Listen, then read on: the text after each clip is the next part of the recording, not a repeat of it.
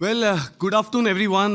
Distinguished, bureaucrats, if they are in the room. Otherwise, the policymakers, also eminent business personalities, my colleagues, some of you here, and also, I would say, from my colleagues from the headquarters who are also joining me in some time. It's an honor for me to speak at this TV9 Global Summit. Thank you, Barun Das. I think, the entire TV9 team for putting together such a great, fantastic show. Yesterday evening was quite emotional for me. Been coming to Stuttgart for 15 years. As a proud Indian, the topic is now being given to me is about driving a billion aspirations. I think the timing cannot be right, better than current one. And if I look at this, our presidency at the G20 last year clearly underlined our aspirations and showcased India's commitments to foster inclusive growth and sustainable development. By championing multilateralism and we as a country, India aligns as a global citizens for the global progress. And today I will like to highlight some of this here. To start with, TV9 doing such as hosting a summit, outside of India, in Stuttgart by an Indian media organization is actually remarkable, because I think this has never been done. At least I have been in India 25 years in the automotive industry, 15 odd years now handling media. I have never seen such a great initiative. So kudos to the TV9 entire organizational team. A lot of commitment here. At the same time, please. At the same time, India is a land of superlatives. Yesterday evening, we had politicians, we had also a lot of discussions around how India is growing, the GDP share. But I have been in this company now for 15 years, and back home in Stuttgart, the discussion always is, when will India have the biggest growth story coming in? And there is a famous economist who said that India has disappointed both the pessimist as well as the optimist over a period of time. But today, I think I will maybe share a couple of examples, and starting from the luxury car market. Yesterday, Mr. Scindia said that, we have something called strategic patience. 30 years in India, we were doing 2,000 cars. Today, we do 20,000 cars. But it's half glass full, half glass empty, because when I look at some other markets, they may even do 200,000, 500,000 cars. So when will that trigger happen? And also, being world's fifth largest economy, we don't see Indian brands outside, be it banks, contractors, consulting firms, accounting firms. They are still not originating out of India. So that's one way to look at it. But on the other way to look at it, India is I would say, the third largest automotive market in the world. We have more than 4.5 million passenger car vehicles being produced and sold in India. I think that's quite remarkable. A lot of ultra-rich HNIs also reside. You can see a consumption boom happening in India. So a lot of things have changed the corner. I won't go into the infrastructure growth happening. A lot has been said, a lot is known here. But when I look at the data, Germany has 13,000 kilometers of Autobahn. India is building 5 times that in 5 years. That's the kind of pace of infrastructure development that's happening. And we as Mercedes-Benz, we are seeing this. With this change in development, we also see change in aspirations. The per capita income now going up to $3,000. We have clearly seen a lot of aspiration. And I think the three-pointed star really represents I would say, a dream of many Indian to get into this car at some point of time. And what we can see today is, on one side, the per car penetration today in India is around 40 per 1,000 people. This you compare with Germany, it's around 600. So one can argue that there is a very long runway and a billion people dreaming they should get into cars. But when you look at public policy, clearly India also has its own set of challenges. We are a growing country, and it's very clear that public transport should be one of the biggest, I would say, lever to ensure that more people get sustainable modes of transport. And then, of course, driving luxury cars, or even a car itself is a luxury to a large segment of society today. But this is where that's the pivot that we see, that the billion dreams in India will drive that pivot going forward. In my view, there are 4 mantras, apart from many things that has been said till now, for the billion dreams and aspirations to grow. Number 1 is manufacturing, for sure, because let me give another statistics.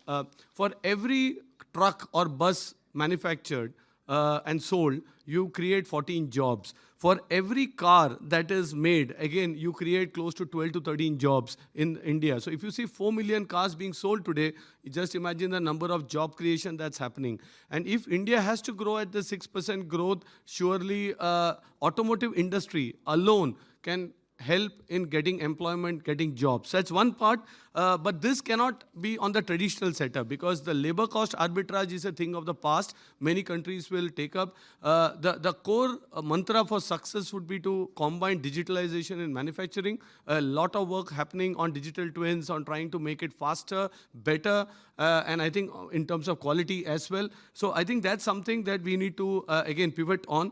The second thing, which is very much linked to manufacturing, is also about so the Make in India is great, but it's time now we make in India for the world. And here, from the automotive industry standpoint, it's very clear that yes, there are aspirations. A lot of people ask us, are you going to export? At this stage, the answer is no, because one thing that you need to do this is also a free trade, because this is something that we have been, as a multinational company, always been advocating. Borders need to be open to facilitate free trade. We are also now in India formed a lot of associations. Stefan Alusa is here from AHACA. We have been discussing this during the recent APK as well.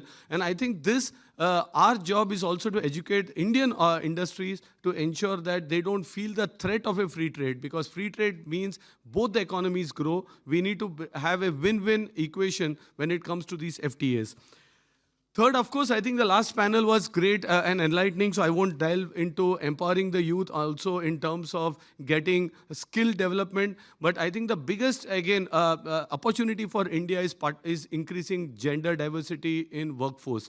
Today, with a very low participation of the women workforce, we are not capitalizing the huge potential that lies in India. And the demographic dividend, because most of us are lying on simple mathematics saying that, India is having 1.4 billion, growing at an X rate. This young population, they will start consuming. But for them to consume, they need to have the money in the pocket, the per capita GDP needs to go up. And for that, inclusion of the women workforce will mean that the household income, because today an Indian household is dependent on one income household, and that something which pulls development, growth, consumption down. But inclusion of diversity, inclusion of women more in the workforce will lead to this faster acceleration. Last not the least, which is a bit very close to my heart, you have clearly a strategy from India about green transition. I think the statistics that was mentioned yesterday by Honorable Minister Ashwini Vaishnavji, that India today, 45% of the energy today in India is from renewable, non-fossil fuel-based resources. It's staggering, and this comes into for the future, we are discussing about from being a net importer of energy to a net exporter of green energy. This something will change the balance of trade because manufacturing goods and services is one end of the spectrum, but I think energy export coming out of all the initiatives will change the game. But on the other side, now coming back to the automotive industry, we need to also transition to electrification much more rapidly. Use this on one side, the electrification agenda of the government to shift into green energy. On the other side, transform with electric cars. I think the government has a lot of policy initiatives there. India leads in carbon neutrality, leads in decarbonizing the sector.